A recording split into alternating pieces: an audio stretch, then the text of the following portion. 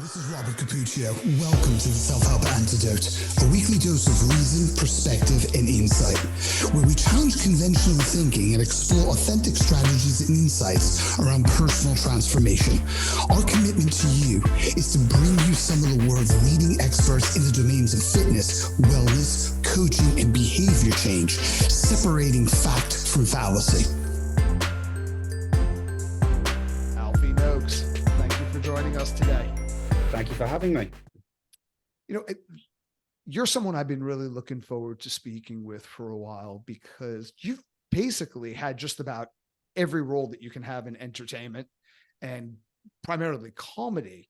But what's interesting to me about you is you've made the shift from performer to coaching performers. It's even a little bit more than that. I think it's probably flattering me to say I was a performer. I maybe did 8 open mics ever. And I was one of those rare few who had a very, very good first set. I've watched over 500 people do their first ever go at comedy, and less than 1% had a good time, because that's usually just about getting across the psychological Rubicon of just doing it. I was already running a night, promoting a night with a friend. And I realized being a comedian is not for me. I was a father of a young child. There were all sorts of elements that made me not want to be the comedian that I had secretly always wanted to be. But what I was very good at was producing the shows, promoting the shows. I used to be a TV producer and director. So I took that skill set into the live comedy circuit. And where I am strong is as an MC, the host of the show, the person who's keeping things ticking along, dealing with the crowd, bringing the acts on and off, all that good stuff. So not so much a comedian, but certainly an MC, a promoter, and then started producing workshops for comedians, bringing in professionals to teach the amateur circuit, different aspects of comedy. And then over the recent years, I've become a coach as well. So in so many ways, you set up the operational framework where other people can exceed and create experiences for other people. Absolutely, yeah. It's all about giving people a chance to perform comedy at a higher level, and then all sorts of educational opportunities. I hesitate to even ask this question because it's rooted in what can likely be called a success bias, but I know that some people are thinking about it, so I have to present it. When you talk about less than 1% of people have a successful set, there's 2 questions that come to my mind. And one is, what are some of the constraints and barriers that are common with the 99%? And maybe even a more interesting question to ask is, what's the difference with the 1%ers? If so few people have a great set, is there something within the DNA of those individuals that produce that result? I need to clarify what I said there. It was 1% had a good first set. Mm-hmm. Yeah. Over the years, I've staged about 30,000 performances for about 10,000 people. I'm being very clear. This is about the first time up on stage, trying to make an audience laugh. And it's around about 5 or 6 people had a good experience, as in getting big regular laughs throughout their 5-minute set. I, in fact, was one of them, even though I didn't choose to pursue it. Those who did very well the very first time, I think all but one of them had the hardest stage death in their second gig, myself included. I was surprisingly good the first time, and I died on my backside the second time. There's only one of those out of all of these performers who's gone on to significant professional success, and that first immediate success that we saw in their first 5 minutes has gone on to an outright career, and they're knocking on the door of being a household name here in the UK now. So having clarified that being the first gig, I think there's just something about lightning in a bottle. Sometimes it just happens on the night. I think if you just look at the law of averages, sometimes the stars are going to be aligned. They've got the right crowd, they've got the right topic, they're in just the right mood. But for them to replicate it very quickly is rare. For them to be able to replicate it in the mid and long term is entirely viable. And I've seen it happen again and again. So there's not like 1 or 2 ingredients that you could point to. And as a matter of fact, it seems as if sometimes getting the outcome you really want, or a better outcome than you want, is a curse more than it is a blessing.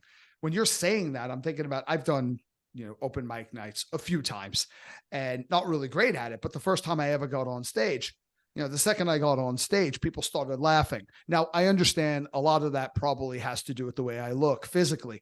So it's quite hilarious. But the second time I stepped on stage, it was exactly what you're saying. I flatlined. Like I can't imagine anybody doing worse. And I'm thinking, did the first time I stepped on stage set me up for unrealistic expectations to where there might have been things I should have been paying attention to that I wasn't?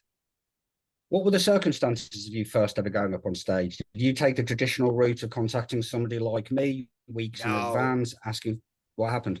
Well, so there was the West Side Comedy Club was a place in Santa Monica, is a place in Santa Monica where me and my wife would go fairly frequently. And you would have people like David Allen Greer, Dave Chappelle, just rocking up, doing impromptu sets. So for me, it was really exciting. I'm a massive fan of both of those individuals. And my wife was going to leave for a few months to work on a film project. And it was our last night together. And she said, why don't we go to, West Side Comedy Club? And when we got there, they were having an open mic night before the show. And we got there really early, and we ran into one of her mates, Mario, and he was an actor as well as a comedian. I said, rather than just like, wandering off somewhere and coming back for the show, why don't you sit for the open mic night? Because, there's some things to learn. It's pretty entertaining. As a matter of fact, why don't you put your name on the list? I was like, me? Like, what makes you think of me? He's like, well, if you put your name on the list, you're probably not even going to get chosen. It's so rare that you even get chosen. I said, yeah, sure. I'll put my name on the list. I put my name on the list. My name got called. And they're like, all right, well, I was up like second or third. So at this point, I was just like drinking a couple of Chimay. I was like, whatever. And just rocked up on stage. And how it went was rather well, is the impression I got from what you were saying earlier.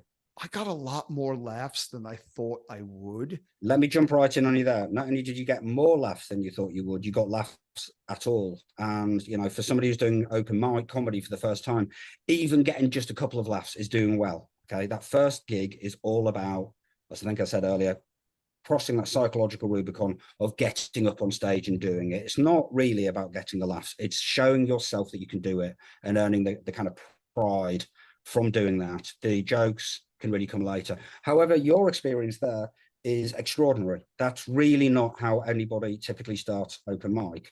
They will, depending where you are in the world, here in the UK, you're in the US, I know there are differences in our scenes, but by and large, somebody has to email me, ask for a spot weeks in advance. I put them in the mix with hundreds of other people, give them an email that says, yes, you're here on the 10th of August, whatever it might be. And then they come down and then they will have written something and probably rehearsed it in the bathroom mirror, what they think is funny, whatever that might be. And the range can be from the sublime to the ridiculous. But for you just to be invited up on stage and practically no notice with no rehearsed material, no written material, that's completely outlier stuff. So I imagine this speaks to your strength as a public speaker, a charismatic individual, and the fact that most of us do have a handful of funny tales from our lives that we can lean on. We tell our friends at work, we tell our friends in the pub and so forth. I'm guessing that's what you did, rather than going in with a series of setup, punchline, which is by and large what most comedians are doing. So your experience is completely unusual and outlier-like. There's a couple of things that are interesting there. Before I had stepped up on stage for open mic night, I had delivered over 1,000 presentations in my career. So I was familiar and comfortable being on a stage, but I also respected the fact that it's very different to be comedic within the context of a subject matter you're trying to teach versus people are going to a comedy club. And granted, it's open mic night. They're a little bit more forgiving, but they are expecting you to be funny. I said, okay, I'm stepping into a domain I have no knowledge of. Now, when I rocked up on stage, I just started flowing with just jokes and weird scenarios, weird observations with no preparation. Because it went relatively well, the second time I got on stage, I prepared an entire 5-minute skit, and it could not have bombed any worse than it did. And I'm saying maybe I didn't appreciate the actual structure and craft of comedy, which is very likely, or maybe I over rehearsed, but I know I've told that story at the pub many times. Actually, I told that story on the night that I met one of my ex-girlfriends, and it always gets uproarious laughter. And I learned, okay, the way I deliver in the pub absolutely has zero transference to what's going to work on that stage. You better respect the craft of this if you're ever going to think you're going to get on stage again. Okay, there's a number of things I'd like to say. First of all, just jumping back to something you said a few minutes ago, you mentioned seeing Chappelle and David Alan Grier, and they were improvising.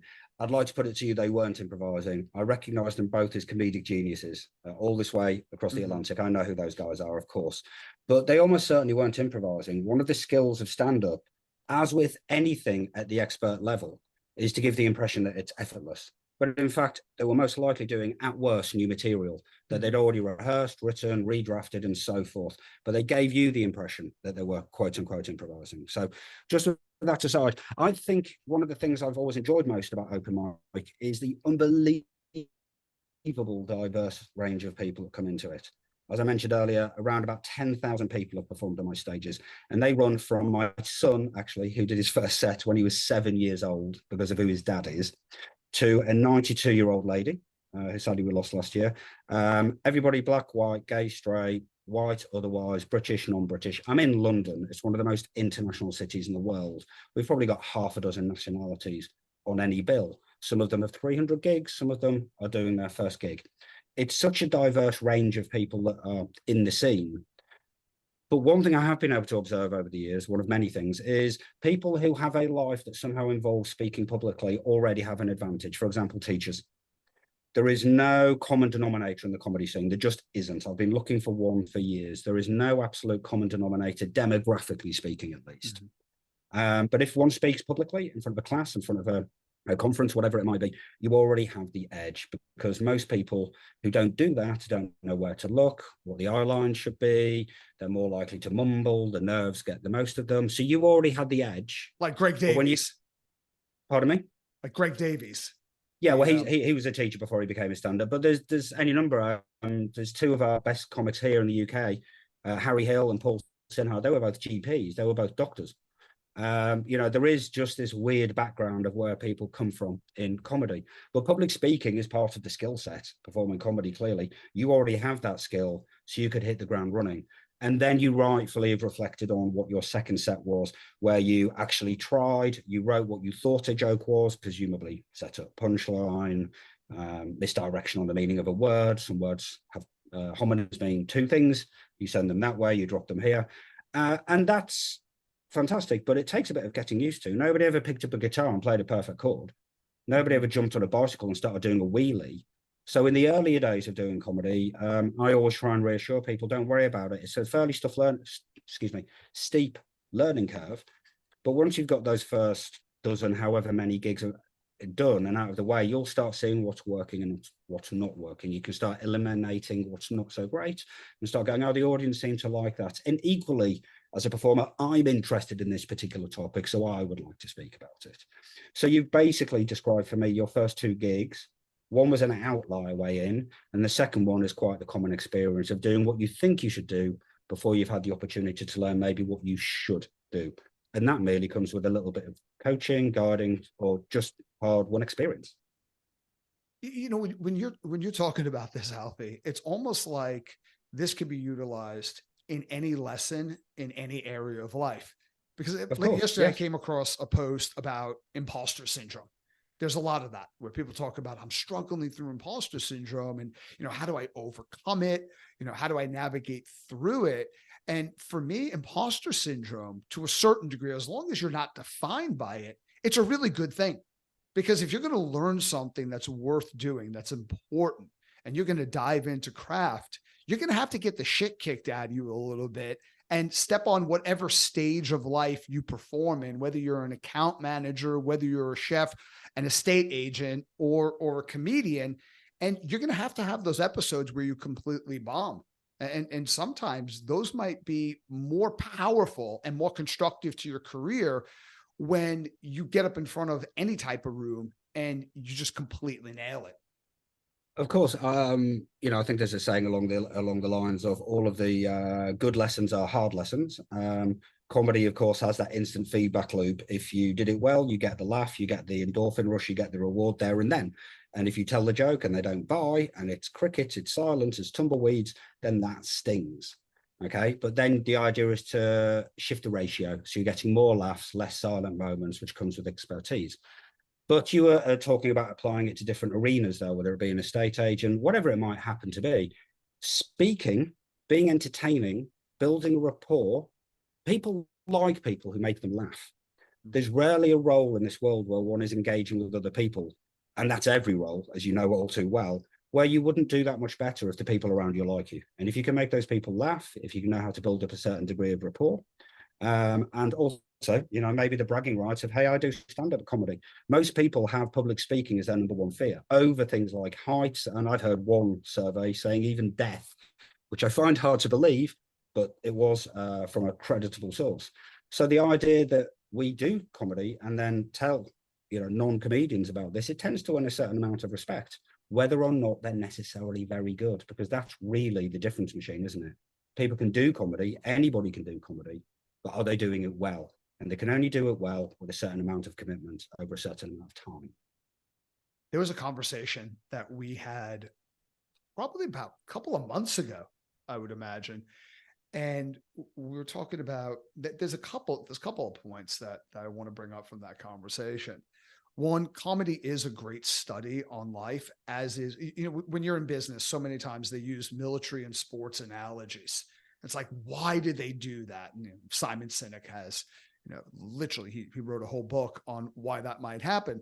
My take on this is because you can sit in an organization for 5-10 years with a flawed ideology that creates toxicity in the workplace and not be found out.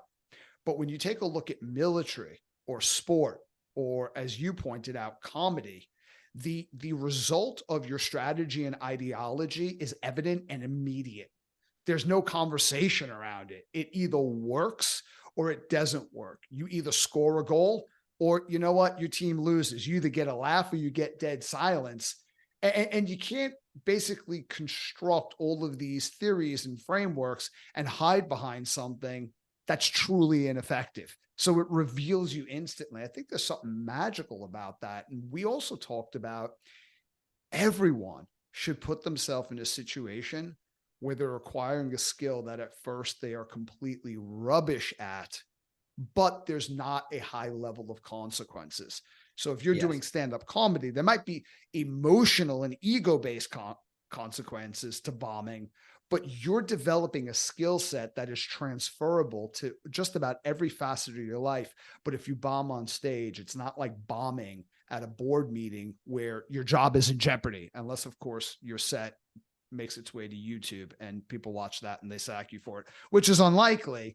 But it's almost like a low risk way to put yourself in a high stakes position and practice some universal skills. Yeah, I mean, I come from a background of TV production, and if I just wanted to go out and shoot the most basic thing, I needed a crew of at least 6 back in the day. Probably shrunk a little bit in the digital video revolution, but I needed a number of people to help me get the words I'd written in the script out there. Stand-up comedy is so very pure. It's your brain, it's your piece of paper, redrafting, rehearsing, and ultimately it's your mouth through a PA into the audience's ears. It's you and you alone.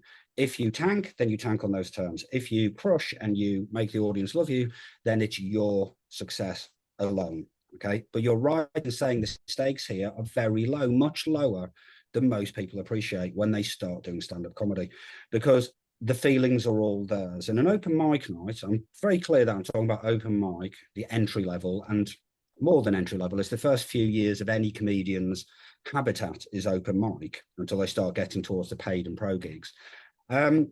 Typically, the audience haven't paid to come in. They're not so invested. There will always be some very good acts on the bill because a good promoter like me will ensure that. So there's always plenty of laughs to be had. I'm more than happy to have somebody who's never gigged before, or I've seen gig 10 times before and hasn't done very well. I don't mind, because I want to give them the stage time to get better. It's one of the few ways to guarantee getting better. But when the gig doesn't go well, the performer will feel it. but the audience really don't mind. Even the very best act at the end of the night, the audience almost certainly don't remember their name. They'll probably leave the gig and say something to their friend along the lines of, who did you like best? I like the fat guy in the flowery shirt, or whatever it happened to be. They don't even remember our names. So long as you're not bringing all your friends and family to watch you probably be at your worst because it's your first.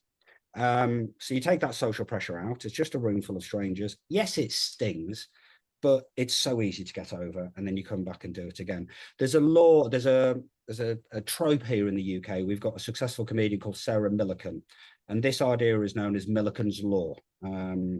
And the idea is no matter how well or badly your gig went the night before, you have to let it go by 11 o'clock the next morning.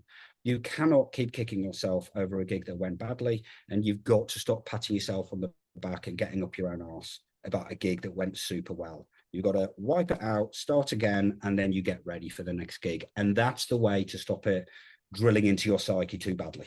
Wow. Or your ego coming out of control. Because very briefly, if I may, something that you mentioned earlier is about the imposter syndrome.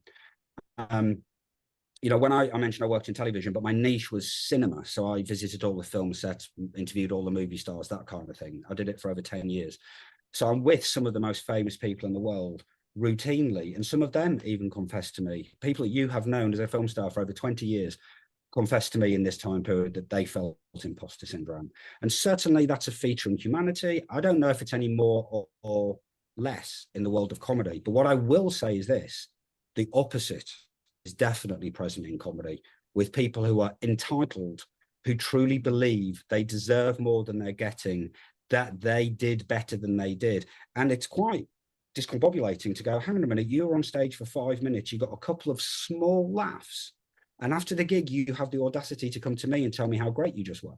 Like, how are you missing the clear feedback loop that nobody laughed when you spoke? So there are the delusional self-entitled folks out there who are in counterpoint to the imposter syndrome victims, so to speak. And then there's a huge swathe of people in the middle who are just a lot more rational and grounded in the first place.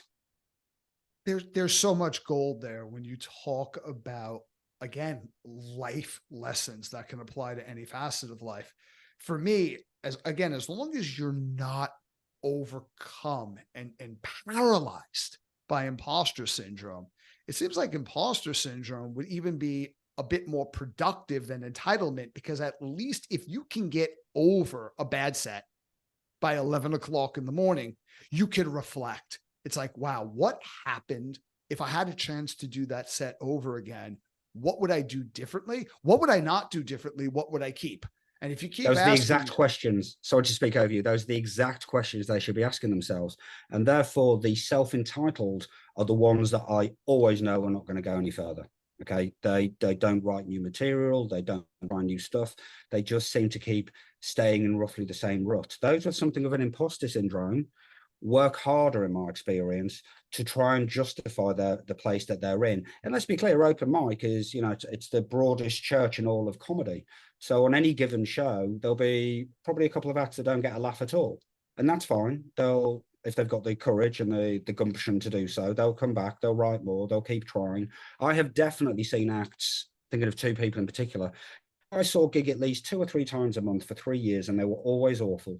My stage is an open venue, you know, I'm not going to book somebody or not book somebody because they're typically not great. But I imagine those two were never going to be able to get better. And then all of a sudden, they suddenly became really good, almost within a week. It's like something clicked. Now, I'm amazed they lasted the 3 years of those hard lessons, those hard gigs. I would have thought most people would have tapped out, gone, this isn't for me, and left after a certain amount of time. I think for most people, they should really be doing it for about a year.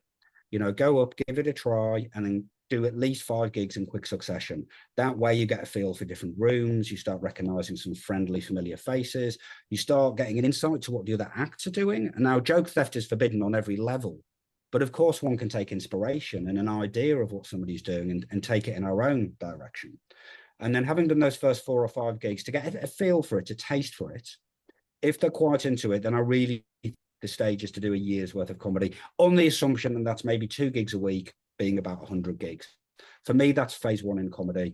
By the end of that, you've probably got really what we call a tight 5, a strong 5-minute set where you're getting regular big laughs, which in a 5-minute set, you're aiming for about 15 big laughs.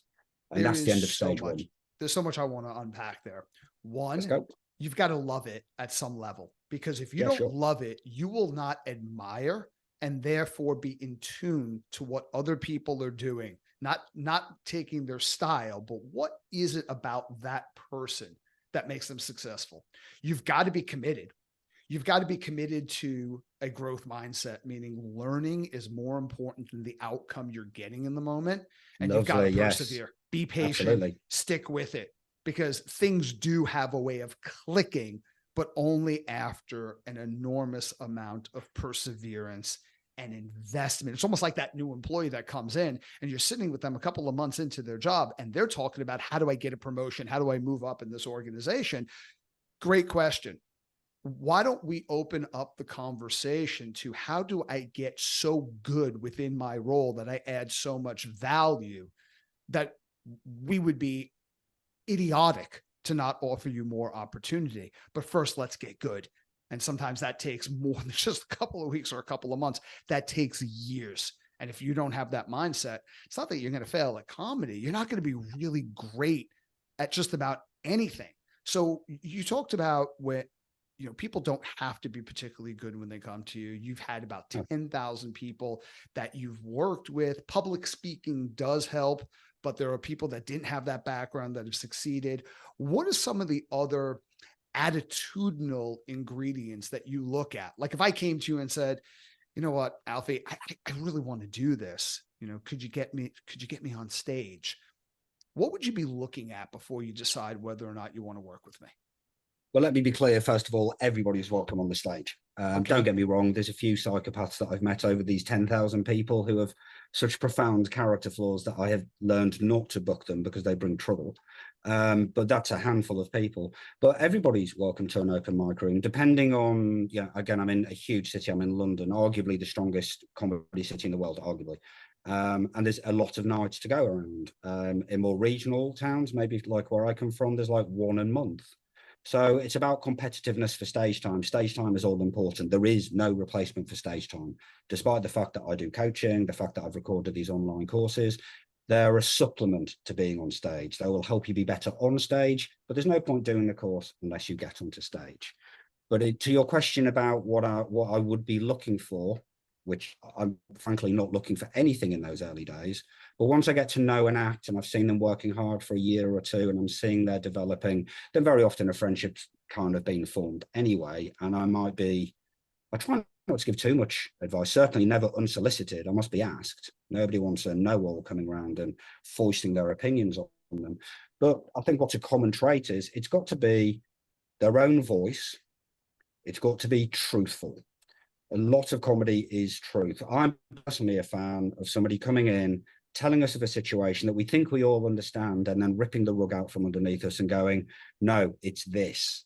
And you go, oh my God, yeah, I've just gotten used to this. This is the societal standard. But if I look through this different prism or the other end of the telescope, whatever simile you want to use, then all of a sudden they're knocking on the door of truth. But most of them are all about being authentic, not about being authentic. They simply are authentic. Whether it's kind of probably my favorite act that's come through over the years in my room was a former gang member in the tough streets of East London, found his way to comedy. I believe his best friend ended up going to prison for throwing a grenade at somebody because he talked about that in one of his longer form shows. And he found his way to comedy. Yeah, that's hardcore stuff. And he was just always clearly hardcore and confident and had a voice that we wouldn't normally hear from, the middle class-ish, middle-aged-ish, 20 to 50-year-old is mainly the dynamic of a room. But as I said, it can be all over the place. So being authentic, giving us an angle on something that we thought we knew, and then switching it on us and giving us a new point of view is fantastic. What I have noticed, and I'm lamenting this, is there's a dearth of political comedians in the recent period. And I would have thought, with everything going on in your country and my country and the globe itself, this will be a key time for political comics to come through and have their voices heard. And people aren't doing that anywhere near the level I would like them to, partly because I love that type of comedy. But something they shouldn't do, there's no shouldn't. I wouldn't ever choose to edit somebody, but something I would frown upon or advise against is just going for bog standard comics. You know, back in the day, there used to be jokes about things like airline food. Okay. In the modern version of that is internet dating. An all-time classic of just a well-worn, overly worn trope is the differences between men and women. Okay. There's no way you're going to find a new angle on a topic like that. So my advice to comedians, and I put this in my beginners course, is, you know, we want to know about you. It's about your unique take on the world. It doesn't matter if you're a 25-year-old middle-class woman who works in a cubicle office. Okay. There's thousands and millions of those people, but you've still got your own unique angle. At the weekend, you might like to go shooting. You might have quadruplets. There will be something specific to your life. That's what I want you to drill into. And I will then give the advice is when you're trying to find your topics, try and look at the worsts of your life. Okay. I'm not trying to get somebody into a dark thought process, because obviously time is the great healer. But if we go through a list of things like the worst date we ever had, the worst thing somebody said to us, the worst meal I ever had, the worst illness I ever had, the worst holiday I ever had, the worst boyfriend, girlfriend I ever had, etc., etc., etc. If enough time's gone by, you know, what was painful at school age 17, whatever, and we're now 28 years old and looking to get on the comedy stage, what used to be painful is now probably highly comedic. So everybody's got their own personal life experiences that they can draw upon.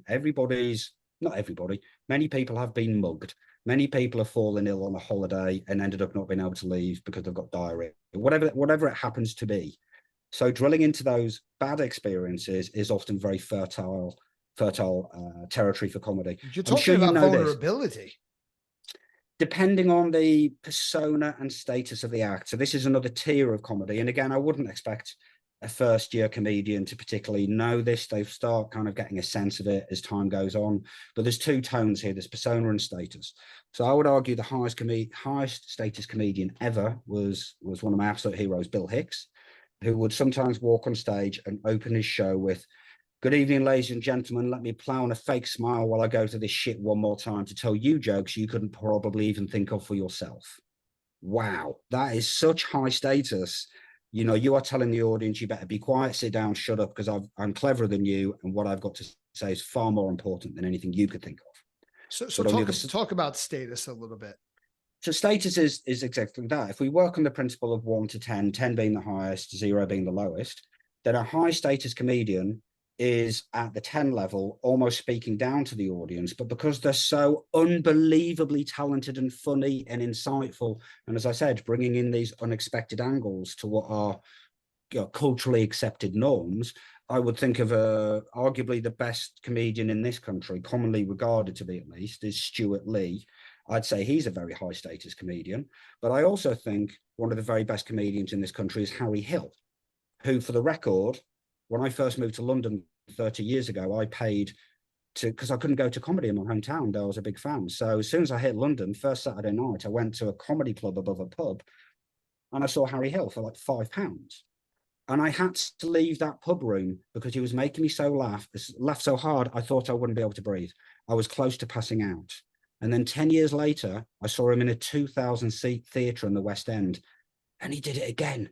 I had to claw myself over tens of people to get out of the room so I could not hear what he was saying any longer. No comedian's ever done that to me, and he's done that to me twice, once in an intimate setting and once in a huge theatre. That's different level stuff, but he's also one of the lowest status comedians there is.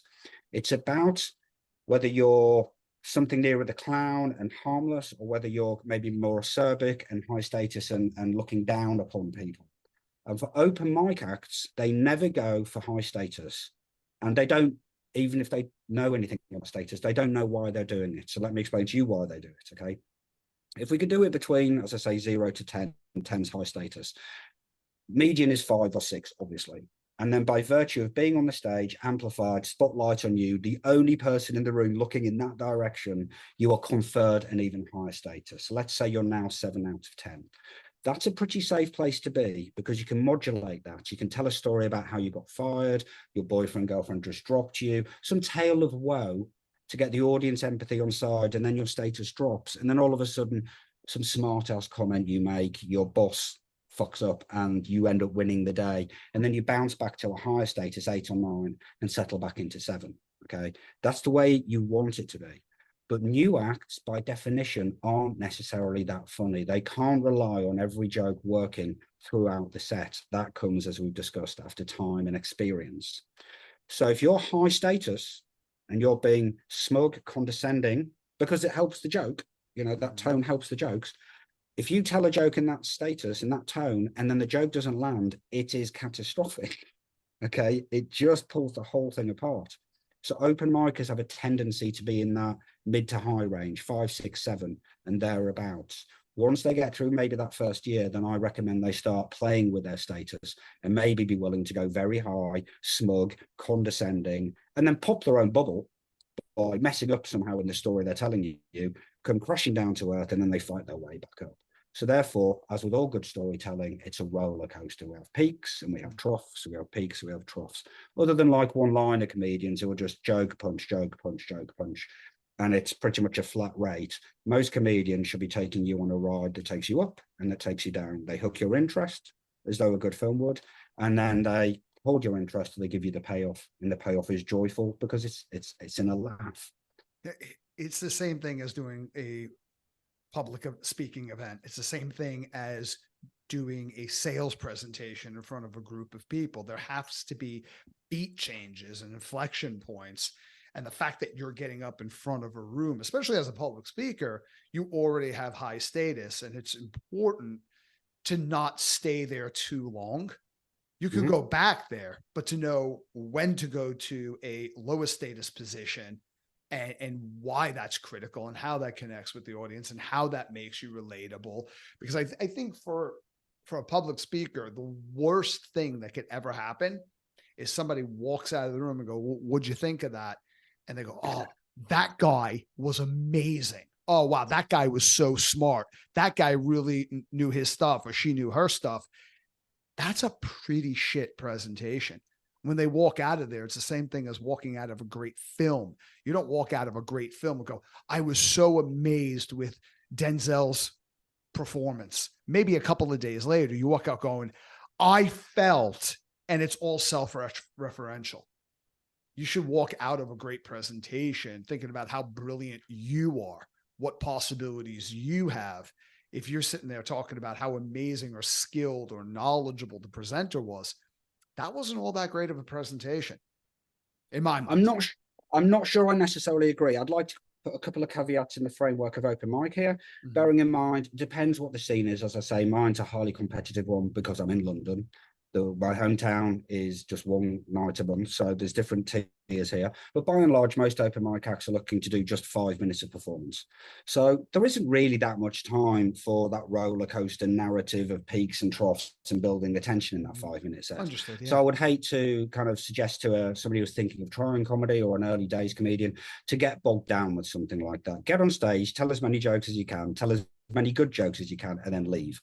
And then you should have recorded your set, review it later, ideally on the way home from the gig, and find out what worked, what didn't, strengthen it or drop it, whatever it might happen to be. And I mentioned before, I was in the media, but I was a film journalist primarily with all of that. So I've spent probably 15 years of my life doing nothing but discussing what I think of the film that I just saw. So I might be a bit of an outlier for your description there. The fact is, most people don't have a chance to discuss what they think of the comedian that they just saw in an open mic room, because the next comedian is going to be on stage in 30 seconds, and then another one, and then another one. And I can almost guarantee you, unless somebody was exceptionally good, and there's many of them, by the way, there's some very high standard acts in open mic. By the time they get to the break, they won't remember. No, that's an important distinction. Yeah, absolutely. So I was just talking about, like, when you have more time and it's a presentation, like, someone should be focused a little bit more on how they feel and what it was within that presentation that evoked that response in them. Because we've all been around, or I've been around speakers where they're brilliant. People are like, wow, that person is so smart, but I can never do what they do, or I can never sell the way they. That's kind of dangerous. Obviously, if you have 5 minutes, just get up there and deliver, connect with the audience, and tell jokes. It's what you're there for. but it's an important distinction to bring up. May I ask you a question? Yeah, sure. So when you're public speaking, and I know this is probably a piece of string question, but typically how long would you be speaking for on stage? It's all over the shop. It's I anywhere imagine from 20 minutes to an hour. anywhere from 20 minutes to an hour. It could be an all-day event. Right. So that would be an MC role, I imagine, at that point. No, that would be a course. I've done Right, okay. I've done Yeah. MC roles, but I don't typically do MC events. That's an interesting dynamic. It's something I enjoy. I just don't know. I haven't done it in a while, but it could be anywhere from 20 minutes to 6 hours.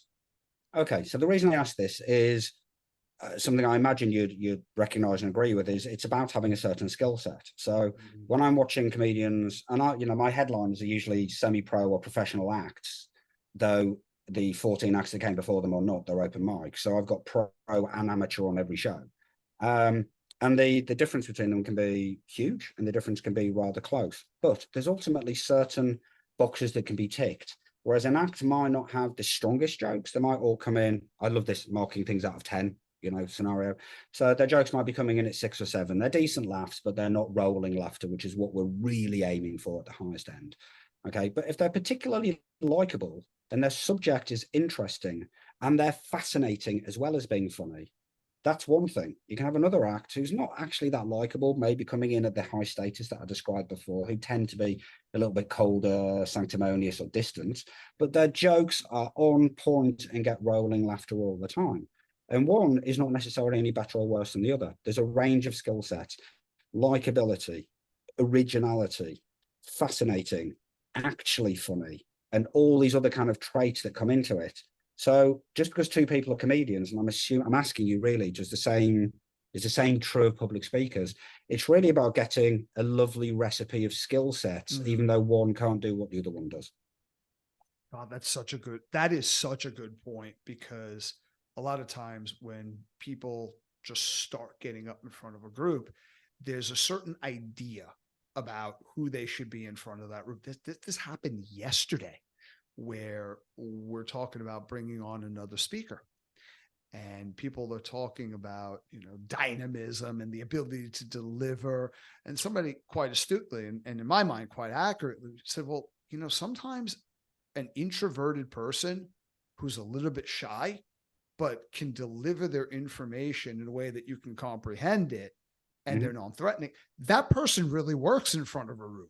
Because there are going to be people who resonate with that person far more than this powerful, confident speaker. Like when you think of a public speaker, I don't know, Chris Farley just popped into my head. Maybe not that example, but that satire, that satire comes from somewhere. You think of a certain personality, but any personality can work as long as that skill set is refined, and when they deliver, it lands. Sorry to keep harking back to this idea that I used to work in the media, but I think it's relevant to what I'm saying here. So a lot of what I did was making documentaries, entertainment documentaries often. But do you know who Dr. Brian Cox is? Of course I know who Dr. Brian Cox is. I'm sorry, I'm not sure. In my mind, one of the most brilliant minds in the world. I'm obsessed with him. He is. I even love the, I want to know what hair products he uses, to be fair. But anyway, the sad truth is very few. I wasn't sure how famous he is across the Atlantic. Fast. So one of the last shows that I ever made was a tie-in to the Danny Boyle feature film Sunshine, which starred Cillian Murphy, Michelle Yeoh, and it was all about trying to reignite the sun, which is about to die, and therefore so will planet Earth.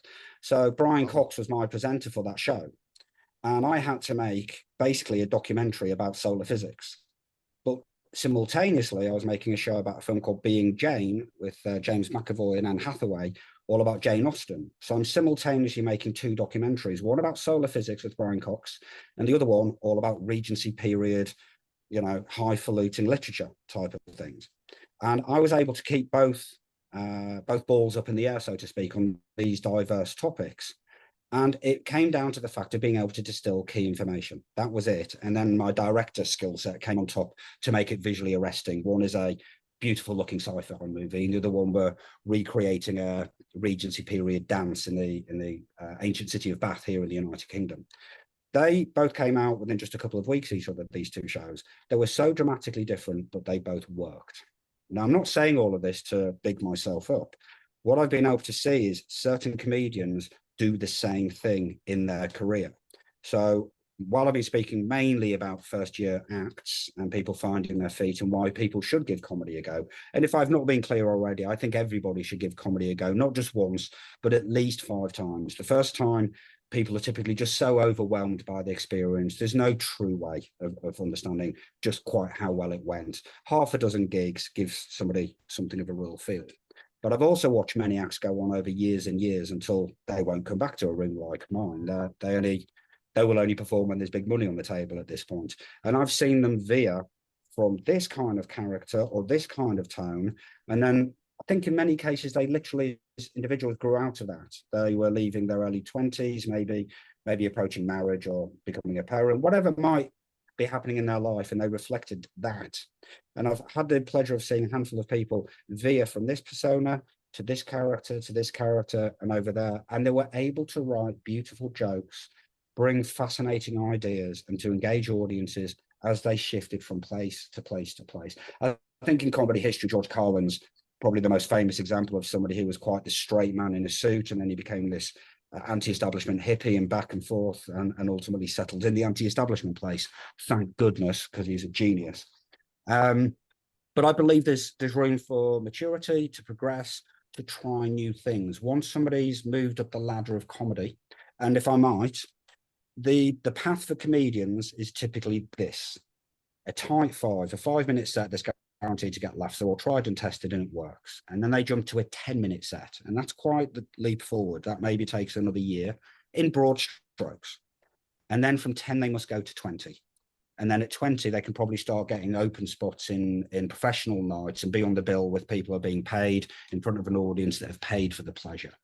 And then to truly be a headliner, they need a watertight 40. And then if they want to go to a festival, we're about to go into the Edinburgh Fringe here in the United Kingdom, up in Scotland, of course. An Edinburgh hour is 50 minutes, and you've got the Adelaide, Melbourne. I mean, as you know, there's all sorts of Aspen Comedy Festival. They're all over the world. You would typically need 50 minutes to 60 minutes for that. And then if you're doing something like a Netflix special or something like this, they typically come in at 60 to 70 minutes, but they probably recorded 80 to 90 and chopped out the bits that weren't, super watertight. So there's a progression there for people, not just in time and what they're aiming for. It's a ladder of progression, but also people have the opportunity to go, this no longer is me. Something's changed in me. I've just seen somebody who's inspired me. I'd rather be more Vin Diesel than The Rock. I mean, that's the worst example in the world, I grant you. But people have the opportunity to mature their comedy and bring the audience with them. Well, after speaking to you the very first time and having this impression reinforced this time around, I agree with you. Everybody should dabble in comedy and just experiment with it, because there's so much transference that would help you to become better at just about anything you want to do, which leads me to my last question that I want to ask you as we wrap up this episode.